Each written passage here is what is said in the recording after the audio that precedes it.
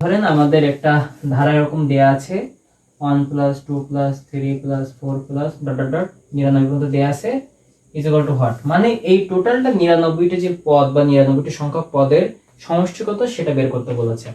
So এই অঙ্কটি করতে গেলে আমাদের স্বভাবতই কি করতে হবে বলুন তো, আমাদের একটু ধরে নিতে হবে।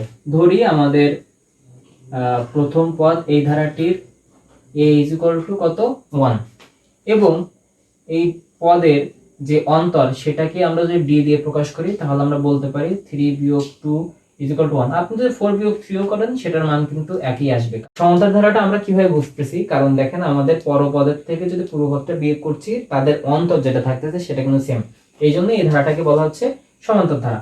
এবার অন্তরটা পেয়েছি এবং শেষ পদ আমাদের এখানে কত, শেষ পদ p দিয়ে প্রকাশ করলে আমাদের শেষ পদ হচ্ছে 99। এবং দেখেন আমরা এখান থেকে যে n তম পদ সেটাও কিন্তু আমাদের এখানে কি 99। সুপ্রিয় শিক্ষার্থীরা, আমরা n তম পদের একটা সূত্র জানি, সূত্রটা ছিল এরকম a plus n minus 1 into d is equal to কি বলেন তো, আমাদের যে সংখ্যাটি থাকে সেটা 99। এখন এখান থেকে যদি আপনি নির্ধারণ করতে চান এর মান হচ্ছে 1 প্লাস n টা আমরা বের করতে চাচ্ছি, d এর মান হচ্ছে 1 99, তাহলে দেখেন এখান থেকে আমরা পাচ্ছি n - 1 is equal to 98, n is equal to 99। এখন এর পরবর্তী যে কাজটা দেখেন, আমাদের ধারার 99 সংখ্যক পদের যে সমষ্টি সেটা বের করতে হবে। আমরা জানি যে কোনো ধারার যখন স্বাভাবিক যে একটা সমষ্টি সেটা নির্ধারণ করতে চাই তাহলে সমষ্টিকে আমরা এসএন দিয়ে প্রকাশ করি। সূত্রটি হচ্ছে এরকম n ভাগ 2 2a plus n minus 1 into d, ঠিক আছে। তো এই সূত্রটা অনুযায়ী দেখেন আমাদের n এর মানটা ছিল 99 ভাগ 2 2 ইন্টু এর মান 1 প্লাস 99 বিয়োগ 1 ইন্টু 1,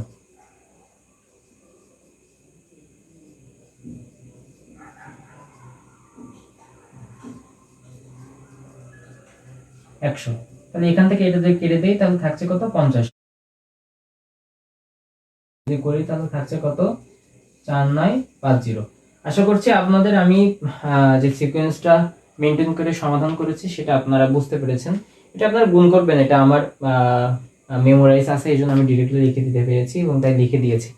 আশা করছি আপনারা যদি এই সিকোয়েন্সটা মেনটেন করে প্রত্যেকটা অঙ্ক সমাধান করতে পারেন বা চেষ্টা করেন তাহলে আপনারা সমান্তর ধারার যতগুলো অঙ্ক রয়েছে আপনারা ইজিলি ভাবে সমাধান করতে পারবেন। তো সুপ্রিয় শিক্ষার্থীরা, আমরা আজকের ক্লাসটি এখানেই শেষ করছি। দেখা হবে অন্য কোনো ক্লাসে। সে পর্যন্ত সকলে আপনারা ভালো থাকুন, সুস্থ থাকুন। আসসালামু আলাইকুম।